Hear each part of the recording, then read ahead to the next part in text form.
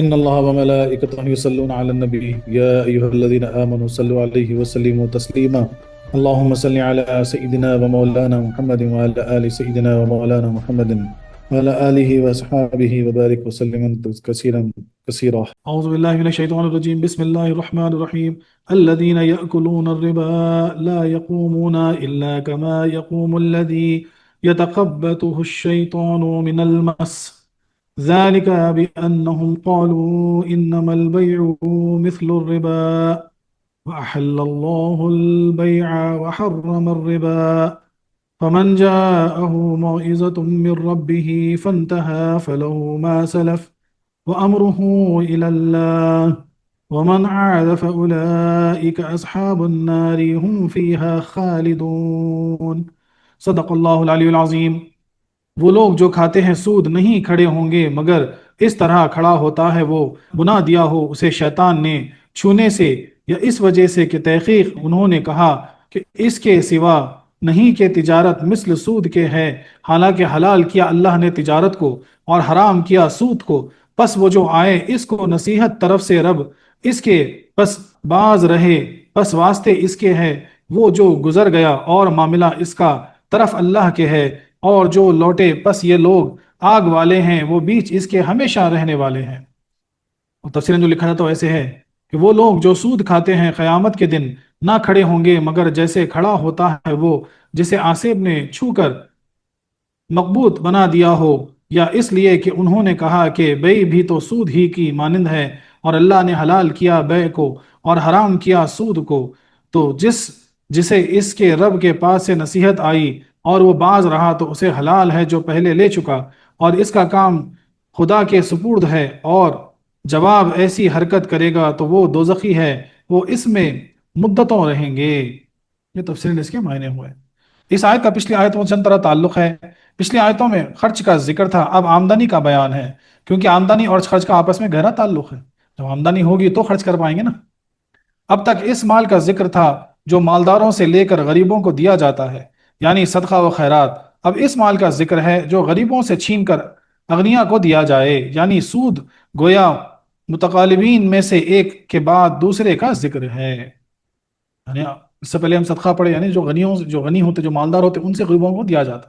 لیکن سود ایک ایسی چیز ہے جو غریبوں سے جو ہے نا ناحق لیا جاتا اور مالداروں کو دیا جاتا.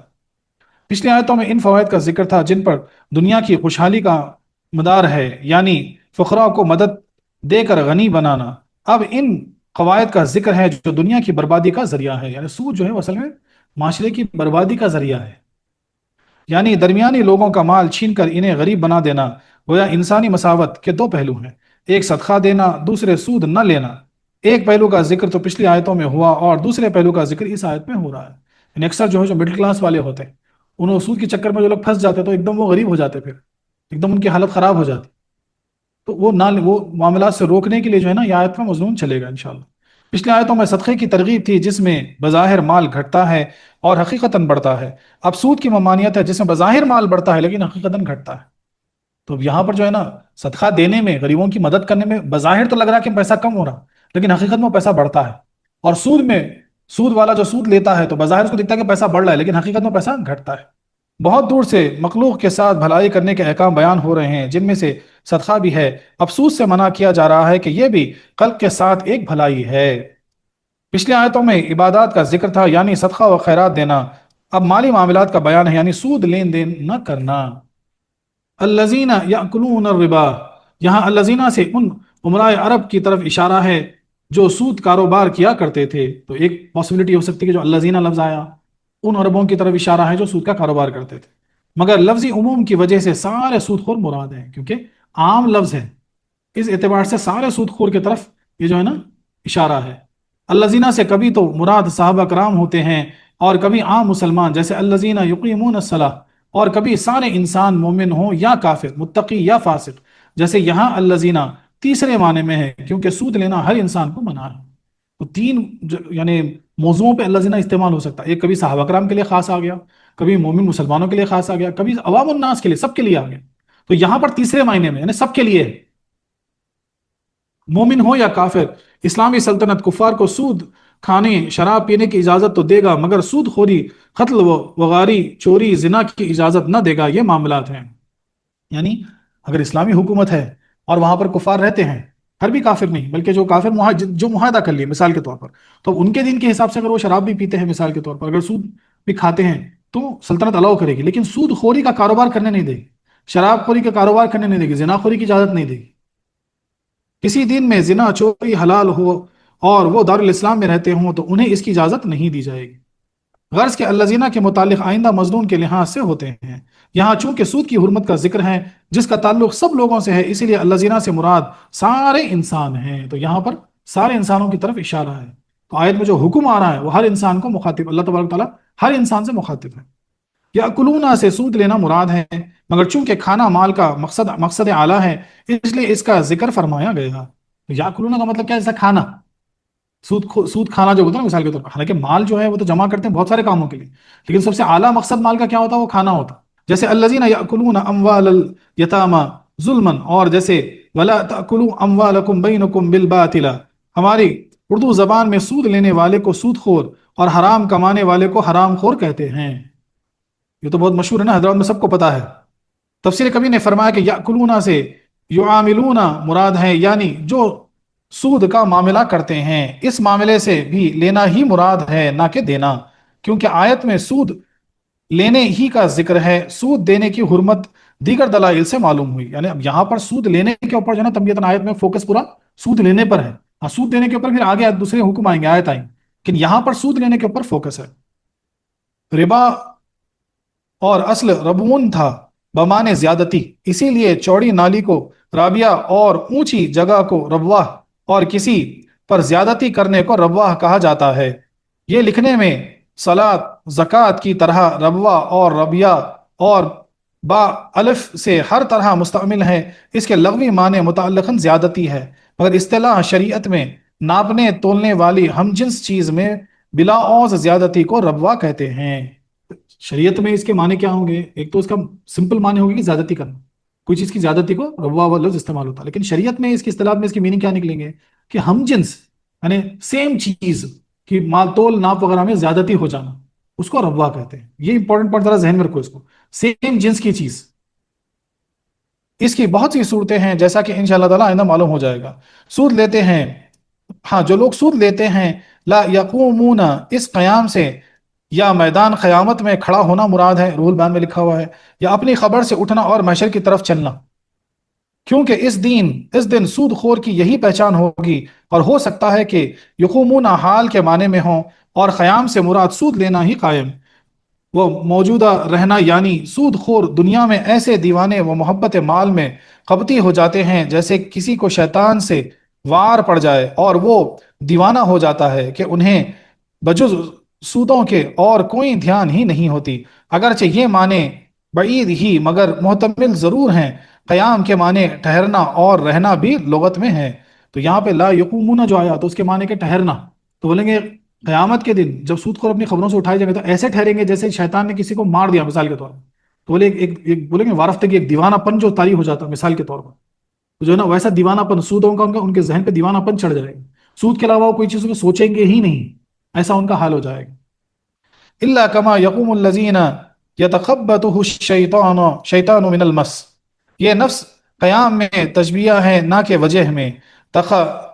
یتخبط خبطن سے بنا بمانے قلت، جس کی رفتار و گفتار میں یکساں نیت نہ ہو، چلنے اور بولنے میں بہکتا ہو. یعنی نارمل نہیں چلتا، چلنے میں مثال کے طور پر شرابیاں سے ڈول ڈلاتے ہیں ویسا، اور بولنے میں بھی برابر نہیں بول پاتے مثال کے طور پر، اسے خبطی کہا جاتا ہے. تقبت بمانے قبطی ہونا اور تقبیت خبط کرنا. یہاں تفعل بمانے تفعیل ہے، شیطان سے یا ابلیس مراد ہے، یا حمزات یا عام جن. یا تو مس لمسن کی طرح مانے چھونا ہے، یا بمانے جنون مجنون کو ممسوس کہا جاتا ہے. یعنی سود خور اپنی خبروں سے اٹھ کر حشر کی طرف ایسے گرتے پڑتے جائیں گے جیسے کسی پر شیطان سوار ہو کر اسے دیوانہ کر دے جس سے وہ یکساں نہ چل سکے. ایسے ہی یہ لوگ اپنے پیٹ کے بوجھ یا جنون سے یکساں نہ چل سکیں گے. اللہ اکبر، اللہ اکبر. اللہ تعالیٰ کیا فرماتے ہیں کہ جو سود خور ہوتے، یعنی ان کی حالت ایک مثال سے سمجھائی جا رہی ہے آیت میں کہ ایسی مثال کیا جیسا کسی انسان پر شیطان طاری ہو گیا، یا شیطان کی مار کسی کو لگ گئی، یا اس کے ہمزاد اس پر حاوی ہو گیا، یا کوئی عام جن اس پر حاوی ہو گیا، تو اس کی جو کیفیت ہوتی، جو دیوانہ پن اس پہ طاری ہوتا، بولے اسی طرح جو ہے نا سود خوروں پہ دیوانہ پن طاری ہوگا. لوگوں پر ظاہر ہوگا کہ سود خور تھا، کیسے ظاہر ہوگا؟ وہ دیوانے پن سے ظاہر ہوگا. تو وہ جب اٹھ کے حشر کی طرف چلیں گے تو ویسے ہی دیوانے پن میں چلیں گے، اور بولے ان کا پیٹ کا جو بوجھ ہوگا اتنا ہوگا کہ اس کے بل جو ہے گرتے جائیں. یہ ان کی سزا ہوگی. ذالک بانہم قالوا انما البیع مثل الربا، ذالکہ سے یا تو کھانے کی طرف اشارہ ہے یا ان کے عذاب کی طرف. روح المانی میں لکھا ہوا ہے بانہم میں بے سبیہ ہیں، ہم کا مرجع، یا سود خور ہیں، یا ان کے وہ حمایتی جو سود کو حلال ثابت کرنے کی کوشش کرتے ہیں. دونوں کی طرف اشارہ ہو سکتا ہے، سود خور کی طرف بھی اشارہ ہو سکتا ہے، اور ان لوگوں کی طرف جو سود کو حلال بتاتے ہیں ان کی طرف بھی اشارہ ہو سکتا ہے. خالو سے یا زبانی خول مراد ہے، یعنی کہنا، یا دل کا خول یعنی سمجھنا، یا عملی خول، تینوں چیز میں شامل ہے. یا تو عمل کرنے والا یا کہنے والا، دل سے ماننے والا. انما حسر کے لیے ہے، اور بے سے مراد عام حلال تجارتیں ہیں. جو بے لفظ استعمال ہوتا وہ کدھر؟ وہ حلال تجارتوں کی طرف، نارمل جو آپ بزنس کرتے مثال کے طور پر، اس کی طرف اشارہ ہے. اس کلام میں ان لوگوں نے سود کو جائز کہنے میں اتنا غلو کیا کہ تجارت کو مشابہ اور سود کو مشابہ بنایا. گویا سود ایسا حلال ہے کہ عام بین مثلیں بھی مثل اس کی حلال ہیں. یعنی وہ کیسے بولے؟ یعنی سود کو سیدھا جو ہے نا تجارت سے بٹھا دیے، لین دین جو بزنس میں کاروبار کرتا نا اس سے کمپیئر کر کے بولے جس طرح کاروبار میں لین دین ہوتا سود میں بھی ویسا پیسے کا لین دین ہوتا. ایسی مثال پیش کرے انہوں. یعنی ان کی یہ سود خوری کا یہ سزا اس لیے ہے کہ انہوں نے دل سے سمجھا یا عمل سے ثابت کر دیا یا زبان سے صاف صاف کہا کہ دیگر نفع بخش تجارتیں سود کی طرح حلال ہیں، کہ ان میں بھی نفع حاصل کیا جاتا ہے، اور سود سے بھی. اس کی کیا وجہ کہ اگر 1 روپے کا کپڑا 2 روپے میں بیچیں تو حلال ہو، اور اگر 1 روپیہ 2 روپے کے بدلے میں بیچیں تو حرام، حالانکہ وہاں بھی 1 ہی روپیہ نفع ملا اور یہاں بھی. وہ کیسی مثال، کیسے یعنی اپنے آپ کیسا، یعنی عقلی دلائل کیسے پیش کرتے، شیطان کیسے کنونس کرتا. بولتے بھائی جب کپڑا جو ہے 10 روپے کا کپڑا 20 روپے میں بیچ رہا تو جائز ہو گیا. ویسے جو ہے 10 روپے کسی کو لون دے کے اگر 20 روپے لے رہے تو بولے یہ کیوں حرام ہو گیا؟ بولے یہ بھی تو ایسی ہے نا، یہ بھی تو حلال ہونا چاہیے. ایسا کر کے وہ جسٹیفائی کرنے لگے. حق تعالیٰ ارشاد فرماتا ہے وَأَحَلَّ اللَّهُ الْبَيْعَ وَحَرَّمَ الرِّبَا. واو یا حالیہ ہے یا استعانیہ، یہاں بے متعلق ہے اور ربوا مجمل، جیسا کہ انشاءاللہ فوائد میں معلوم ہوگا. یعنی اللہ نے تجارتوں کو حلال کیا اور سود کو حرام، یعنی سمپل معنی ہے اس کے. اللہ تعالیٰ نے سود کو حرام کیا، تجارت کو حلال کیا. اتنا فرق ہوتے ہوئے تو تجارت اور سود کو یکساں کہیں وہ پاگل ہے. تو کلیئر، جب قرآن میں اللہ تبارک و تعالیٰ کا احکام ایک دم کلیئر ہے، اس کے بعد اگر پھر ایسی اگر ایکسپلینیشن کوئی دے رہا ہے تو وہ پھر وہ پاگل ہے. اللہ تعالیٰ نے کلیئرلی بول دیا کہ بھائی تجارت جو ہے وہ حلال ہے اور سود جو ہے وہ حرام ہے. فمن جاءہ موعظۃ من ربہ، من شرطیہ یا موصلہ ہے، جاء بمانے بلغ ہے، موعظہ وعظ سے بنا بمانے نصیحت یا جھڑک، من ربہ یا جاء کے متعلق ہے یا کسی پوشیدہ چیز کے، اور موعظ کی صفت یعنی جس کو خدائی نصیحت اور جز پہنچی، یعنی جس کو بھی اللہ تبارک و تعالیٰ کی یہ نصیحت پہنچ گئی، یہ جز اللہ تعالیٰ نے جو بیان کیا یہ جس تک پہنچ گیا. فنتہا فے عاطفہ ہے، یعنی وہ فوراً ہی سود خوری سے باز رہ گیا اور آئندہ کے لیے توبہ کر لی. بولے جیسے وہ آیت اللہ تعالیٰ کا وہ احکام پہنچا تو فوری اس نے سود سے توبہ کی اور آئندہ اس عمل سے بچ گیا.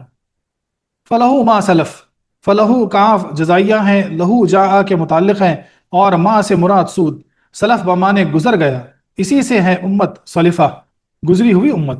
سالفہ الخمر، اوپر کی صاف شراب، اور سلف الطعام، کھانے سے پہلے جو میوجات کھائے جاتے ہیں. تو سر کبیر سلف یعنی پہلے گزشتہ، یعنی کھانے سے پہلے سمجھو ایپیٹائزرز دیے جاتے ہیں مثال کے طور پر، تو سلف کہہ سکتے ہیں اس کو. یعنی اس کو پچھلا لیا ہوا سود جائز ہے کیونکہ وہ ممانعت سے پہلے لے چکا، اب اسے واپس کرنے کی ضرورت نہیں. دیکھیں یہاں پر احکام بھی اللہ تعالیٰ کی طرف سے جو آ رہے ہیں تو اس کے بعد یہ بھی بتایا جا رہا ہے صحابہ کرام کو کہ بھئی ٹھیک ہے جو پہلے لے چکے بولے وہ معاف ہے، وہ جائز ہو گیا ان پر، بولے اب اس کا کوئی مسئلہ نہیں، وہ لوٹانے کی ضرورت نہیں ہے.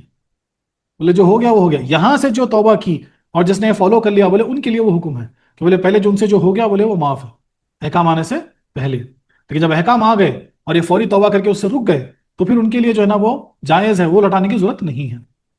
وہ امرہ الی اللہ، امر سے مراد یا نیت ہے یا معاملہ یا باز رہنا. امر کے معنی یا تو نیت کی طرف اشارہ ہوتا یا کام کرنے کی طرف اشارہ ہوتا، یا جو ہے نا اپنے آپ کو روکنے کی طرف اشارہ ہوتا. اس کا معاملہ اللہ کے سپرد ہے، بلکہ وجہ کسی پر بدگمانی نہ کرو.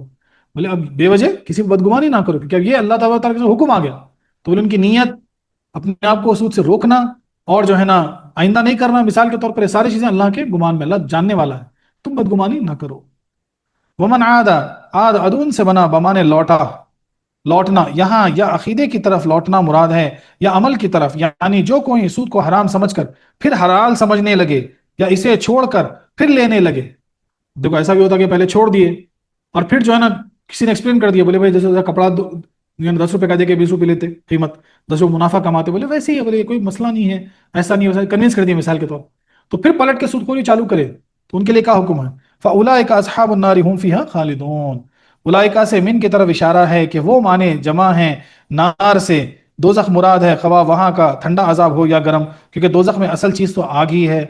اگر حدود سے حلال سمجھنا مراد تھا تو خلود بمانے ہمیشگی ہے، اور اگر دوبارہ سود لینا مراد تھا تو خلود بمانے در زمرت، یعنی جو کوئی سود کو حرام سمجھ کر پھر حلال سمجھنے لگے وہ دوزخی ہیں اور اس میں ہمیشہ ہی رہے گا، یا جو کوئی سود چھوڑ کر پھر لینے لگے تو وہ جہنمی ہیں، اس میں مدتوں رہیں گے. یا یہ مطلب ہے کہ دوسرے گنہگاروں کے مقابل سود خور دوزخ میں زیادہ رہے گا کہ یہ رب کا مجرم بھی ہے اور انسانوں کا ظالم بھی. حقوق اللہ اور حقوق العباد دونوں کے بوجھ اس کے سر پر ہیں. یعنی سود خور جو ہوتا وہ دو گناہ کرتا، اللہ سے بھی گناہ کرتا اور لوگوں سے بھی گناہ کرتا، لوگوں کو بھی حق مارتا. تو حقوق اللہ، اللہ کا بھی گنہگار ہے، حقوق العباد کا بھی گنہگار ہے، اسی لیے جو ہے نا اس کو سخت عذاب ہے، دوزخ میں وہ مدتوں تک رہیں گے، بہت زیادہ رہیں گے. سود خور ایک مخروز سے جب سود لیتا ہے تو وہ اس مخروز کے بال بچوں پر، اس کے تمام اہل قرابت پر ظلم کرتا ہے کہ ان کے منہ کا لقمہ چھین کر ظلماً خود کھاتا ہے. اس لیے اسے اصحاب النار بھی فرمایا اور خالدون بھی. اس لیے دو دو لفظ دیکھو، اصحاب النار اور خالدون بھی بولا گیا، بہت سخت بولا گیا، کیونکہ جو ہے نا سود خور جو ہوتے بولے وہ جن سے جو سود لیتے بولے ان کے بال بچوں کا منہ سے نوالا چھین لیتے اور خود کھا جاتے، اسی لیے ان کی جو ہے نا اتنی گہری تنبیہ ہے. خلاصہ یہ ہے کہ جو لوگ سود لیتے ہیں ان کی پہچان قیامت میں یہ ہوگی کہ اس دن مردے اپنی قبروں سے اٹھ کر کوئی سواریوں پر، کوئی پیدل، کوئی آہستہ، کوئی دوڑتا ہوا زمین محشر کی طرف چلیں گے. اب دیکھیں یہاں پر ایک بات، بولے جو خبروں سے اٹھیں گے قیامت کے دن تو بولے کسی کے لیے سواری بھی آئے گی لے جانے کے لیے، کوئی دوڑتا ہوا بھی چلا جائے گا، کوئی چلتا ہوا بھی چلا جائے گا. مگر سود خور یا تو اپنے پیٹ کے بوجھ سے یا جنوں کی وجہ سے اسے گرتے پڑتے چلیں گے، جیسے مجنون دیوانہ چلتا ہے جس پر خبیث جن بھوت سوار ہو کر اسے دیوانہ کر دیتے ہیں، کیونکہ وہ دنیا میں انسان نما شیطان تھے کہ ایک مقروض پر ترس نہ کھاتے تھے، اس کے مکانات جائیداد نیلام کرواتے تھے، اس وقت اس کی قامہ بربادی پر رحم نہ کرتے تھے. یہ سزا ان کی اس بکواس کی وجہ سے ہے کہ انہوں نے قولاً یا عقلاً یا عملاً کہا کہ عام تجارت سود کی طرح فائدہ مند ضروری اور جائز ہے. جیسے تجارتوں کے بند ہونے سے دنیاوی کاروبار بند ہو جائیں گے، ایسے ہی سود کے بند ہو جانے سے نہ تو حاجت مند کو کوئی قرض دے گا اور نہ مقروض کو قرضہ ادا کرنے کی فکر ہوگی، اور سود کی صورت میں ہر شخص کو وقت پر قرض بھی مل جائے گا اور مقروض کو سود بڑھنے کے خوف سے جلد ادائے قرض کی فکر بھی ہوگی. اور جیسے تجارت سے نفع حاصل کیا جاتا ہے ایسے ہی سود سے یہ بکواس لغوی ہے، کیونکہ رب نے تجارتوں کو حلال کیے اور سود کو حرام فرمایا، اور بندے کو مالک کے حکم پر سرخم کرنا چاہیے. یعنی اکثر دیکھو اس دور کے بھی جو فائنینشیل پلانرز ہوتے ہیں، فائنینشیل کنسلٹنٹ ہوتے ہیں، بینکرز ہوتے ہیں، وہ بھی یہ ایکسپلین کرتے ہیں. آپ بولے وہ جس طرح تجارت ضروری ہے دنیا کی بقا کے لیے، بولے ویسے جو نا سود بھی ضروری ہے. اگر سود نہ ہو مثال کے طور پر تو وہی کسی کو ضرورت ہے تو پیسے کون دے گا ان کو، کیونکہ فائدہ کچھ نہیں ہے نا، پیسے کون دے گا، لون کون دے گا. اور بولے ایک بار پیسے دے دیں تو لوٹانے کی پھر اس کو جو ہے نا اجلت نہیں ہوگی نا. مثال کے طور پر سود بڑھتا رہے گا، انٹرسٹ بڑھتا رہے گا تو ایک دم خوف میں جو ہے نا جلدی جلدی لوٹانے کے چکر میں جائے گا. تو یہ ایکسپلینیشن دے کے جو ہے نا یہ ایک بیان کرتے ہوئے جس طرح تجارت ضروری ہے بولے سود بھی ضروری ہے. تو یہاں پر بولا جا رہا ہے کہ یہ بکواس ہے، کیونکہ جب اللہ تبارک و تعالیٰ نے کہہ دیا کہ اس سے دنیا کی بقا نہیں ہے تو یہ ہمارا ایمان ہو گیا. اب اس کو کوئی ہم عقلی نقلی دلائل نہیں کریں گے اس کے اوپر، یہ سیدھا سیدھا احکام ہے. ایک بار حرام ہو گیا تو حرام ہو گیا، ختم ہو گئی بات. ہم جو ہے ہمارے مالک کے حکم پر اپنا سر خم کرتے ہیں، ایکسپٹ کرتے ہیں، بولے تجارت بقائے ہیں، حلال ہے، اور سود جو ہے نا وہ حرام ہے. شیطان کی طرح غلط قیاس سے اس کا مقابلہ نہ کرنا چاہیے. اب دیکھیے یہاں پر بہت اہم بات ہو رہی ہے. اللہ تبارک و تعالیٰ سے، اللہ تبارک و تعالیٰ کے حکم سے جو قیاس غلط کیا وہ کس نے کیا تھا؟ سب سے پہلے شیطان نے کیا تھا اور اللہ کے خلاف گیا. تو بولے جو اس پہ قیاس کرے گا پھر وہ اللہ کے خلاف جائے گا. جس تک یہ مخالفت کا حکم پہنچے اور وہ فوراً سود سے توبہ کرے تو ممانعت سے پہلے وہ جو کچھ سود لے چکا وہ اس کے لیے مباح ہے، اس کا واپس کرنا ضروری نہیں۔ اور جس تک حکم پہنچ گیا وہ توبہ کر لیا، اگر تو پہلے جو بھی لیا اس نے بولا وہ جائز ہو گیا، اس کے لیے ختم ہوئی بات، لوٹانے کی ضرورت نہیں ہے، وہ معاف کر دیا گیا اس کو۔ بندے کا کام خدا کے سپرد ہے، جو چاہے حلال کرے جو چاہے حرام۔ بے شک بندے کو دم مارنے کی کیا مجال، اور جو کوئی اب ایسی حرکت کرے گا کہ توبہ کر کے پھر سود لے تو وہ دوزخی ہے، بہت عرصے دوزخ میں رہے گا، یا جو کوئی پھر سود کو حلال سمجھنے لگا وہ کافر جہنمی ہے، ہمیشہ ہمیشہ اس میں رہے گا۔ بولے سود لینا بند کرے واپس لیا تو پھر وہ بڑا گنہگار ہو گیا، مدتوں جہنم میں رہے گا۔ اور جو دل سے یا عمل سے یا فعل سے جو ہے نا یہ کہیں کہ بھئی سود جائز ہے، اس کو جسٹیفائی کریں، تو پھر وہ کفر ہے، وہ کافر کی طرح ہمیشہ ہمیشہ جہنم میں رہے گا۔ اللہ اکبر۔ اس آیت سے چند فائدے حاصل ہوئے۔ خبیث جن، اب یہاں پر ایک یعنی جو بولتے نا اس آیت میں جو ذکر ہوا، ہاں اس آیت میں قرآن پاک کی آیت میں شیطان جنات کا ذکر ہوا، تو اس کا مطلب یہ ہے کہ یہ چیزیں حق ہیں، ہم اسے جھٹلا نہیں سکتے۔ خبیث جن کا وجود برحق ہے، اس کا انکار اس آیت کا انکار ہے۔ تو کوئی اگر کہے گا کہ خبیث جن نہیں ہوتا دنیا میں تو پھر اس آیت کا انکار کر دے گا وہ، اس کا مطلب خبیث جن ہوتے ہیں۔ یہ خبیث جن وغیرہ انسان کو دیوانہ و مجنون کر دیتے ہیں کہ ان کے لپٹنے یا پکڑ لینے سے انسان بدحوث ہو جاتا ہے۔ اور یہاں پہ کیا ہے کہ وہ اسی کو تو کہتے ہیں نا اثرات ہو جانا، مثال کے طور یعنی وہ مس کر دینا، وہ چھو لینا یا ان کا اثر ہو جانا، وہ جو ہے نا یعنی سوال یعنی لپٹ جانا مثال کے طور پر، اور جسم کے اندر نہیں جاتے لیکن لپٹ جاتے مثال کے طور پر، حاوی ہو جاتے، وہ انسان کو دیوانہ بنا دیتے مثال کے طور پر۔ حدیث شریف میں ہے، اسی لیے جو ہے نا حدیث مبارکہ میں چند احکام ہے اس متعلق، اس کو غور سے سنیے۔ حدیث شریف میں ہے کہ چھوٹے بچوں کو سورج نکلتے اور ڈوبتے وقت باہر نہ نکالو۔ پہلی چیز، پہلا حکم ہے، اس کو بڑے غور سے سنیں، جتنے بھی یہاں حکم آ رہے ہیں اگر خبیث جنات سے بچنا ہے تو یہ فالو کرنا ہے جو بتایا جا رہا ہے۔ پہلی چیز، چھوٹے بچوں کو سورج نکلتے وقت یا سورج غروب ہوتے وقت گھر سے باہر نہ نکالیں، کھلے آسمان میں نہ لے جائیں، یہ پہلا حکم۔ دوسرا، خود بھی زیادہ رات گئے بلا وجہ گھر سے باہر نہ نکلو کہ یہ وقت شیاطین و جنات کے پھیلنے کا ہے۔ اب دیکھیے اللہ تعالیٰ کا کیا حکم ہو رہا، بولے بے وجہ اگر کام نہ ہو تو لیٹ نائٹ روڈوں پر سڑکوں پر مت پھرا کرو، کیونکہ لیٹ نائٹ یہ وقت کس کا ہوتا، بولے شیاطین اور جنات کے پھرنے کا وقت ہوتا، تو بلا وجہ جو ہے نا دعوت دینا ہے شیطان کو یا جنات کو۔ تیسری بات، بحالت سفر بیچ راستے پر نہ اترو بلکہ علیحدہ ہٹ کر کہ وہ شیاطین کی گزرگاہ ہے۔ بولے اور ایک بات یہاں کیا بیان ہو رہی کہ بھائی رات میں جب بیچ راستے آپ چل رہے سڑک پہ مثال کے طور پر، تو بولے ایک دم جو ہے نا روک کے بیچ راستے پہ مت اتر جانا۔ اکثر ہوتا کیا معلوم، ایک دم یعنی سڑک کے بیچوں بیچ اتر جانا جیسا بولتا نا مثال کے طور، ایسا مت کرو، بولے ایسا بازو آ جاؤ، بازو آ کے اترو، کیونکہ بیچ راستے سے شیاطین اور جنات کی گزرگاہ ہے۔ چوتھا، مرگی و طاعون جنات کے اثر سے ہے، اسی لیے طاعون میں اذانیں دی جاتی ہیں کہ شیاطین اذان سے بھاگ جاتے ہیں۔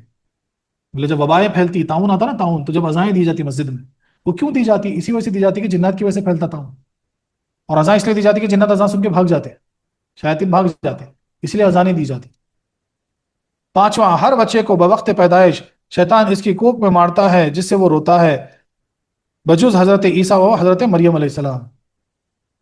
بولتے جو بچہ پیدا ہوتا تو بولے یعنی شیطان یا جن جو بھی رہتا بولے اس کو ایک لات مارتا مثال کے طور، جس کی وجہ سے بچہ روتا، ایسا بولا جاتا۔ حضرت عیسیٰ علیہ السلام مریم علیہ السلام کو چھوڑ کر سب بچوں کو ایسا کیا اس نے۔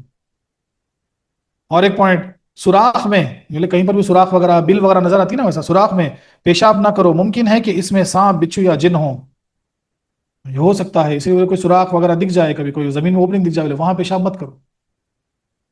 غرض کے قرآن و حدیث سے آصف کی تکلیف پہنچنا ثابت ہے اور دن رات اس کا مشاہدہ بھی ہوتا ہے، لہٰذا اس کا انکار کرنا عقل و نقل کے مخالفت ہے۔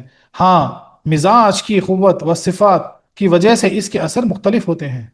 صفت المزاج، ضعیف المزاج لوگوں کو زیادہ تکلیف پہنچی جاتی ہے اور قوی مزاج والوں کو کم۔ یہی عام بیماریوں کا حال ہے کہ کمزور آدمی معمولی سردی گرمی سے بیمار ہو جاتا ہے مگر قوی انسان برداشت کر جاتا ہے، رول معنی میں لکھا ہوا ہے۔ یعنی یہاں پہ کیا بولا جا رہا ہے کہ ایک مثال دی جا رہی ہے کہ یہ سب باتیں بیان ہونے کے بعد اللہ یعنی کیا بتایا جا رہا ہے، وہ صرف کیا لکھتے ہیں کہ بولے جن کی یعنی صحت سٹرونگ ہو بولے ان پہ اثر نہیں ہوتا یا بالکل کم ہوتا ہلکا سا، اور جن کی صحت کمزور ہے تو فوری اثر ہو جاتا ہے، جیسا مثال کے طور پر سردی کا اثر، کوئی کمزور انسان ہے تو فوری سردی کا اثر ہو جاتا، بہت زیادہ بیمار پڑ جاتے، اور کوئی سٹرونگ ہے تو اس کا اثر نہیں ہوتا۔ بولے اسی طریقے سے اگر آپ کی روحانی سٹرونگ ہے، آپ کی روحانیت میں دم ہے، آپ پابندی سے جو ہے نا ہمیشہ پاکی مینٹین کرتے ہیں، نماز وغیرہ پڑھتے ہیں، ذکر وغیرہ کرتے ہیں، اپنی روحانیت کو اسٹرانگ رکھتے ہیں، تو ان چیزوں کا پھر اثر یا تو نہیں ہوگا یا بہت ہی ہلکا ہوگا جس کا اثر ہی پتہ نہیں چلے گا۔ اور اگر روحانی کمزور ہوئی، مثال کے طور پر، یعنی ہمیشہ جو ہے نا نفسانیت میں پڑے ہوئے ہیں، گندگی میں پڑے ہوئے ہیں، ہمیشہ جو ہے نا گناہوں میں پڑے ہوئے ہیں، تو پھر ان پر جو ہے نا اس کا اثر کافی زبردست ہوگا، بڑی آسانی سے ہو سکتا ہے۔ تو اسی لیے جو ہے نا سب سے پہلی چیز جتنا ہو سکے ہمیشہ گھر سے باہر نکلتے وقت باوضو رہا کرو، طہارت سے رہا کرو، پاک رہا کرو۔ بے وجہ جو ہے نا راتوں میں لیٹ نائٹس، اکثر جو تیسرا پہر دوسرا پہر راتوں کا ہوتا، روڈوں وغیرہ پر پھر کے جو ہے نا مٹر گشتی مت کیا کرو، خواہ مخواہ جو ہے نا آفت کو دعوت دینا ہے، ہاں یہ حرکتیں مت کرو۔ اور یہاں پر جو بولا جائے ایمرجنسی کبھی آ گئی، اکثر تو میرا تو یہ کہنا ہے کہ بھائی کبھی پیشاب وغیرہ جو ہے نا گھر کے باہر مت کرو، ہاں لیکن کبھی ایمرجنسی آ گئی، مجبوری آ گئی کہ نہیں ہو رہا، تو وہاں پر جو ہے نا یہ طریقہ کار ہے کہ دیکھ لینا رہتا، کوئی جھاڑ وغیرہ نہ ہو، کوئی سوراخ وغیرہ نہ ہو، کوئی بل وغیرہ نہ ہو، ہاں تو ایک سم جا کے جو ہے نا پہلے تھوڑا آواز کرے اور پھر جو ہے نا اس سے فارغ ہو جائے، مثال کے طور پر۔ تو ان چیزوں کا خیال رکھنا بہت ضروری ہے۔ ہاں لیکن اس آیت سے یہ معلوم ہوا کہ خبیث جن اور شیاطین ہوتے ہیں، اس کا ہم انکار نہیں کر سکتے۔ سود لینا گناہ کبیرہ و حرام قطعی ہے کہ لینے والا فاسق اور حلال جاننے والا کافر ہے، جیسا کہ خالدون کی دو تفسیروں سے معلوم ہوا۔ یعنی سود لینے والا گناہ ہے سمجھ کے لے رہا تو گنہگار ہوا، گناہ کبیرہ کر رہا ہو، بڑا گناہ ہے، لیکن جائز سمجھ کے لے رہا تو کافر ہو گیا۔ سود لینے کی سزا کبیرہ گناہوں سے سخت تر ہے کہ قیامت میں کفار بھی قبر سے اٹھ کر آسانی سے چلیں گے، مگر سود خور کو چلنا پھرنا مشکل ہوگا، اور یہی سود خور کی اس دن پہچان ہوگی، کیونکہ سود خور مجرم بھی ہے اور ظالم و خونخوار بھی، کہ گھر کے گھر تباہ اور دنیا کو برباد کرتا ہے، سب کو اجاڑ کر اپنا گھر بناتا ہے اور مال کی طلب میں دیوانہ و سرگردہ رہتا ہے، لہٰذا اس کے لیے یہ سزا تجویز ہوئی۔ سود خور کا یہ عالم ہوگا کہ بولے وہ تو گنہگار بھی ہوگا اور ظالم بھی ہوگا، کہ اس نے بہت ظلم کیا، اسی وجہ سے جو ہے نا ان کی پہچان ہوگی۔ کفار بھی جو ہے نا اپنے جو ہے نا قبروں سے زمین سے نکل کر جو ہے نا مثال کے طور پر چلتے ہوئے پہنچ جائیں گے شاید تک، لیکن یہ اس کو چلنا بھی محال ہو، اس کے پیٹ کے بل گرتا جائے گا مثال کے طور پر، یہ اس لیے کہ اس نے جو ہے نا بہت ظلم کیا، اس نے جو ہے نا دوسروں کا حق مارا، دنیا میں بہت بربادی کی، اس وجہ سے سزا اس کو ملی۔ تفسیر کبیر نے فرمایا کہ یا تو سود خور واقعی اس دن دیوانہ ہوگا جیسا کہ اس تشبیہ سے معلوم ہوا، یا اس کا پیٹ اتنا بڑا ہوگا جیسا کہ بوجھ سے گرتا پڑتا چلے گا، جیسا کہ حدیث معراج یعنی معراج کی حدیث شریف میں ہے کہ حضور علیہ الصلوۃ والسلام نے سود خوروں کے پیٹ بڑی کوٹریوں کی طرح دیکھے جس سے وہ گرتے پڑتے ہیں، گویا اس دن ان کی اس ہوس کا ظہور ہوگا جو انہیں دنیا میں تھی، یا اس جنون مال کا اظہار ہوگا جس میں مبتلا تھے۔ بولے اکثر دیکھا گیا بہت لوگوں کو بولے مال کی ہوس اتنی ہوتی، اتنا مبتلا ہوتے اس میں کہ جو ہے نا ان کا پھر قیامت کے دن کیا حال ہوتا، بولے کوٹریوں کی طرح، بڑے کوٹریوں کی طرح ان کے پیٹ بڑے ہو جائیں گے اور اس کے بل گرتے جائیں گے، چلنے نہیں آئیں گے، لیکن فرشتے جو ہے نا کڑلوں سے اس سے ہانکتے ہوئے لے جائیں گے نا پھر حشر میں، یہ ان کی سزا ہوگی۔ ممانیت سے پہلے کہ جرم معاف ہیں بشرطے کہ اب توبہ کریں، جیسا کہ فَأَنْتَہَا سے معلوم ہوا، اور جو کوئی ممانیت کے بعد بھی باز نہ آئے اس پر اگلے پچھلے سارے گناہوں کا ببال ہے۔ اب دیکھیے یہ بھی بہت امپورٹنٹ پوائنٹ ہے، بولے بھائی آپ کو جب احکام معلوم نہیں ہوا تھا، احکام جاری نہیں ہوا تھا اسلامی شریعت، اس وقت اگر آپ نے کیا ہے مثال کے طور پر لیکن بعد میں توبہ کر لی تو سب معاف ہو گیا، لیکن باز نہیں آئے تو پھر پہلے کے بھی گناہ، پہلے جو کہ وہ بھی گناہ میں شامل ہو جائے گا، آپ جو کر رہے ہو وہ بھی گناہ میں شامل ہو جائے گا۔ قیامت میں ہر مجرم چہرے سے ہی پہچان لیا جائے گا، جو گناہ دنیا میں کرے قیامت کے دن چہرے بتا دیں گے، کسی سے پوچھنے کی ضرورت نہ ہوگی۔ دیکھو سود خور کو گرتا پڑتا دیکھ کر ہی پہچان لیتے ہیں، کیونکہ ہر ایک کے گلے میں اس کی تختی رب نے ڈال دی ہے، جیسے آنکھ والے دیکھ بھی لیتے ہیں اور پڑھ بھی لیتے ہیں۔ بے شک آج بھی ہر کوئی اپنی تختی لے کے گھوم رہا، پتا نہیں تم دیکھ نہیں سکتے لیکن آنکھ والا دیکھ لیتا کہ تم کون سی تختی لے کے گھوم رہے۔ ہاں تم سمجھتے سامنے بیٹھ کے بہت ہوشیار ہے، بولے ہم تو پھرا دیے نا، لیکن سمجھنے والے سمجھ جاتے لیکن چپ ہو جاتے اصلیحتاً، اور اب نے ہر ایک کی تختی اس کے گلے میں ڈال دی ہے۔ رب فرماتا ہے ہر ایک کی تختی اس کے گلے میں پڑی ہے، کل قیامت میں یہی تختی نامہ اعمال کی شکل میں نمودار ہوگی۔ اللہ اکبر اللہ اکبر، تو ہر کسی کی تختی اس کے گلے میں آلریڈی پڑی ہوئی ہے، تم جو کچھ کرتے ہو وہ دکھ جاتا ہے، آنکھ والے دیکھ لیتے ہیں لیکن خاموش رہتے ہیں مصلحتاً۔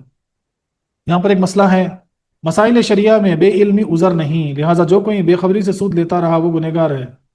آپ یہ نہیں بول سکتے کہ مجھے پتا نہیں تھا، اچھا شریعت میں ایسا بھی حکم ہے مجھے نہیں معلوم تھا، پڑھا ہی نہیں، ایسا نہیں بول سکتے آپ۔ مثال کے طور پر ایک چھوٹی سی مثال ہے کہ بھائی آپ بولے کسی کا مرڈر کر دیا، بولے مجھے معلوم ہی نہیں تھا کہ گناہ ہے، تو کورٹ مانے گا کیا؟ کوئی آپ سے کوئی ہے نا مثال کے طور پر آپ بھائی کوئی جرمانہ کر دیے، کچھ کر دیے، اور کورٹ میں جا کے بولے مجھے پتہ نہیں تھا کہ جرمانہ ہے، تو جج کیا بولے گا؟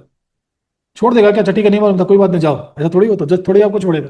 بولے گا اگنورینس از ناٹ ایکسیپٹیبل، وہ بلیز نہیں ہے، آپ یہ نہیں بول سکتے مجھے نہیں معلوم تھا، اگنورینس سے نجات نہیں ملے گی، بولے گا نہیں آپ سے سزا ہوئی تو ہوئی، نہیں معلوم تھا تو تمہاری غفلت ہے، تم اس کے یعنی ذمہ دار تھے۔ تو ہم یہ بول ہی نہیں سکتے کہ ہم کو پتا نہیں تھا، پتا کرنا ہے۔ اور ایک مسئلہ، سود کا پیسہ قبضے سے بھی مالک ملک میں نہیں آتا، لہٰذا سود خور مالک نہیں، جو سود خور جو پیسہ لیتا نا زبرن، سود جو لیتا وہ اس کی ملکیت میں کبھی آتا ہی نہیں۔ اس پر واجب ہے کہ مقروض کو واپس دے دے، اگر مقروض مر گیا تو اس کے وارث کو دے، اور وارث بھی نہ ہو تو مقروض کے نام پر خیرات کر دے۔ یہ حق العباد توبہ سے معاف نہیں ہو سکتا، تو یہ حق العباد ہے، یا تو واپس کرے یا اس کے جو ہے نا ولی کو یا وارث کو دے دے، اگر وہ بھی نہیں ہے تو بولے کم سے کم اس کے نام سے خیرات کر دے، ادروائز معاف نہیں ہوگا۔ اور ایک مسئلہ، اگر مقروض بائنا سود کا پیسہ قرض خواہ سے چھین لے تو جائز ہے۔ بھائی مقروض جو تھا، جو سود دیا، اگر جبرن جو ہے نا جا کے اپنا سود کا پیسہ اسے چھین رہا مثال کے طور پر سود خور سے، تو جائز ہے، بولے چھین سکتا خبر، مگر بائنا کی قید کا لحاظ رہے، کیونکہ یہ سود کا پیسہ ہے، خود مخروض کا اپنا پیسہ ہے، نہ کہ قرض خواہ کا، بولے جتنا جتنا تھا بولے اتنا ہی لینا، زیادہ نہیں، زیادہ وہاں پہ زیادہ نہیں چھین سکتے، زیادہ نہیں لے سکتے، اس کا خیال رکھنا ہے۔ جبرن اگر کوئی لیتا بھی ہے تو بولے ٹھیک ہے وہ لے سکتا ہے۔ اب یہاں پر جو ہے سود کی ممانعت کیوں ہے، سود کو ممانعت یعنی بری چیز کیوں بتایا گیا، اس میں کیا خرابیاں ہیں، اس کے متعلق سنیے۔ سود میں سدا خرابیاں ہیں جس کی وجہ سے شریعت نے اسے حرام فرمایا، اس میں سے چند وجوہ یہاں پر عرض کرتے ہیں۔ ایک، سود میں دوسرے کا مال بلا اوس لیا جاتا ہے، یہ ظلم ہے، مثلا کسی نے 1 روپے کے اوس 2 روپے لیے، روپیہ تو روپیے کے بدلے میں ہو گیا، دوسرا روپیہ بلا اوس رہا، یہ ظلم ہوا۔ تو پہلی چیز وہ ظلم ہوتا ہے، کیونکہ 1 روپے دے کے 2 روپے لیتے، 1 روپے کے بدلے 1 روپیہ لیے تو برابر ہے، اگر 2 روپے لے رہے تو پھر وہ جو ہے نا دوسرا روپیہ جو لے رہے وہ ظلم ہے۔ دوسری بات، سود سے تجارتیں بند ہونے کا قوی اندیشہ ہے کہ جب سود خور کو بلا محنت اور بلا خوف و خطر نفع ملے گا تو وہ تجارت کی محنت اور اس کے خطرات کیوں برداشت کرے گا؟ تجارت بند ہونے سے عالم برباد ہو جائے گا۔ پہلی چیز تو کیا ہے کہ جتنے فائنینشیل انسٹیٹیوشن سے دیکھو کرتے کچھ نہیں، خالی جو ہے نا کام کیا رہتا، کلیکشن کلیکشن کلیکشن، کوئی محنت نہیں، کوئی تجارت نہیں، کچھ نہیں، کیا نہیں، بس خالی ان کا کام کیا تھا، کلیکشن رہتا۔ بولے اس سے جو ہے نا بہت زیادہ بربادی ہے، بزنس ماڈل کو جو ہے نا بربادی ہے، اکنامی کو جو ہے نا اس سے بربادی ہے۔ تیسرا پوائنٹ، سود سے پرانی محبت اور مروت ختم ہو جاتی ہے، پرانی محبت مروت سب ختم ہو جاتی ہے سود سے۔ سود خور میں بہمت و خونخواری پیدا ہوتی ہے کہ مقروض بھائی کی تباہی بخوشی گوار کرتا ہے بلکہ اس پر خوش ہوتا ہے۔ بولے سود کا ایسا اثر ہوتا ہے اس کے اوپر، بولے سود خور ایسا ہو جاتا، بولے پھر جو ہے نا مقروض یعنی جس کو قرضہ دیا تھا وہ بھائی کی جو ہے نا بربادی، اس کی بے چینی، اس کی پریشانی، تو اسے مزے آتے، اس کو نظر نہیں آتا بلکہ وہ خوش ہوتا اس پر الٹا، یہ سود کا اثر ہوتا اس کے دل پر۔ چوتھا، سود سے سدھا غربا اور متوسط حلال لوگوں کو تباہ کر کے ایک مہاجن کا گھر بھرا جاتا ہے، اور ظاہر ہے کہ غربا کی بربادی عالم کی تباہی ہے۔ بولے سود خور کرتا کیا، بہت سارے جو ہے نا غرباؤں کو برباد کر کے اپنا گھر بساتا، اپنا گھر بھر لیتا۔ پانچواں، تاجروں کے دن رات دیوالے سود کی بدولت ہوتے ہیں، اگر یہ لوگ سودی قرض لے کر طاقت سے زیادہ کام نہ کریں تو اس طرح تباہ نہ ہوں۔ بولے کئی بزنسز جو سود پہ یعنی پیسہ اٹھا کے بزنس کرتے، بولے وہ برباد ہیں آج کے دور میں۔ چھٹا، سود خور قرض حسنہ دینا گوارا نہیں کرتا، صدقہ خیرات سے جی چراتا ہے، کیونکہ ہر پیسے پر اس کی نگاہ رہتی ہے کہ اس سے 4 پیسے بنا سکتا ہے۔ اب ہوتا کیا معلوم ہے، ایک ایک روپے پہ جو ہے نا بولتا ہوں یہ روپے میں بچاؤں گا، بولے کل کسی کو اور لون دوں گا تو بولے روپیہ جا کے 4 روپے لے کے آئے گا، بولے میں کیوں خیرات کروں، بولے میں کیوں صدقہ دوں، چراتا ہے وہ۔ ہر اس کی نظر جو ہے نا پیسے پہ آ جاتی، اور قرضہ ہنسنا تو امپاسبل ہے، کسی کو دے کے معاف کرنا تو امپاسبل ہے، سود خور کر ہی نہیں سکتا۔ ساتواں، بلکہ سود خور اپنے اور اپنے بال بچوں پر بھی خرچ نہیں کرتا۔ اب آہستہ آہستہ سود خور کا کیا عالم ہو جاتا ہے، اپنے اوپر اپنے بچوں پر بھی خرچ نہیں کرتا، مال بچا کر سود پر اٹھاتا ہے، جس سے خود اس کی زندگی دشوار ہو جاتی ہے، جیسا کہ عام مہاجن بینیوں کو دیکھا جاتا ہے۔ بولے جیسے پہلے مہاجن ہوا کرتے تھے، بولے برہمن وغیرہ، وہ خالی انٹرسٹ کا بزنس چلاتے تھے، تو ان کی زندگیاں بھی دیکھیں نا بالکل ایک دم لنگے پنگے، ایک دم گھر ایک دم برباد، کیونکہ وہ صرف پیسہ جمع کرنے کی چکر لگ جاتی ہے ان کو، اب نہ اپنے اوپر خرچ کرتے نہ اپنے بچوں پر خرچ کرتے۔ آٹھواں، کسی مجرم سے رب نے اعلان جنگ نہ کیا سوائے سود خور کے۔ اللہ اکبر اللہ اکبر، اللہ تعالیٰ نے سود خور سے اعلان جنگ فرمایا، فرمایا فَأَذُونُوا بِحَرْبٍ مِّنَ اللَّهِ وَرَسُولِهِ، اللہ اور رسول سے جنگ کے لیے تیار ہو جاؤ۔ سود خوروں کو اللہ تعالیٰ نے ڈائریکٹ بول دیا، اللہ اور اس کے رسولوں سے جنگ کے لیے تیار ہو جاؤ۔ نواں، عبداللہ ابن سلام فرماتے ہیں کہ سود لینا اپنی ماں کے ساتھ زنا کرنے سے 70 درجے زیادہ گناہ ہے۔ اللہ اکبر اللہ اکبر، بہقی در منصور میں لکھا ہوا ہے۔ سوچو تو صحیح، ذرا ذہن لگاؤ بھائی، آج کل جو یہ معاملات میں پڑے ہو، کیا حکم ہے اس کے اوپر؟ اللہ اکبر اللہ اکبر. اپنی سگی ماں سے زنا کے برابر ہے، اس سے زیادہ بڑا گناہ. استغفر اللہ استغفر اللہ. دسواں، حضور علیہ الصلوۃ والسلام فرماتے ہیں کہ جو گوشت حرام پیسے سود وغیرہ سے آئے گا، اسے نار جہنم بہت تیزی سے جلائے گی. در منصور میں لکھا ہوا ہے. 11واں، حضور اکرم صلی اللہ علیہ وسلم فرماتے ہیں سود کا پیسہ 70 بار ماں کے ساتھ زنا کرنے سے بدتر ہے. اللہ اکبر اللہ اکبر. پھر حدیث مبارکہ ڈائریکٹ ہے. اللہ اکبر. تو یہ جو معاملات ہے بہت خطرناک معاملات ہیں. آج کل بہت آسانی سے گھما پھرا کے جو ہے نا، کچھ بھی ایکسپلینیشن دے کے جو ہے نا آگے بڑھ جاتے، بولے اس سے بچو، یہ بہت ڈینجرس ہے. دیکھو کیا حکم آ رہا ہے یہاں پر. موجودہ بینک کے سود کا حکم علیحدہ ہے جو بعد میں عرض کریں گے. اگرچہ سود لینا بھی اور دینا بھی گناہ ہے، اور سود دلوانا بھی، بلکہ سود لکھنا، اس کا گواہ بننا سب بھی جرم ہے. سود لکھنے والا، سود کا وٹنس بننے والا، سود دلوانے والا، بولے میں کچھ نہیں کرا، میں خالی دلایا بھائی، میں تھوڑی لیا، ان کو بہت ضرورت تھی لے آ کے میں دلا دیا. نہیں، دلوانا، گواہ بننا، لکھوانا، دینا لینا سب گناہ ہے. چونکہ سود دینا حرام ہے، جرم ہے، گناہ ہے. اور کسی پر ظلم نہیں، کسی کا حق ماننا نہیں. ہاں سود دینا بھلے یہ گناہ ہے، جرم ہے، لیکن حق ماننا نہیں ہے اس کے اندر. مگر سود لینا جرم بھی ہے، اور انسان بلکہ انسانوں پر ظلم بھی. اس لیے رب نے اس کی ممانعت میں سختی فرمائی، حتیٰ کہ سود خور کو اللہ اس کے رسول سے جنگ کرنے کا اعلان فرمایا. وہ جو حدیث شریف میں ہیں کہ سود دینے والا اور لینے والا دونوں برابر ہیں.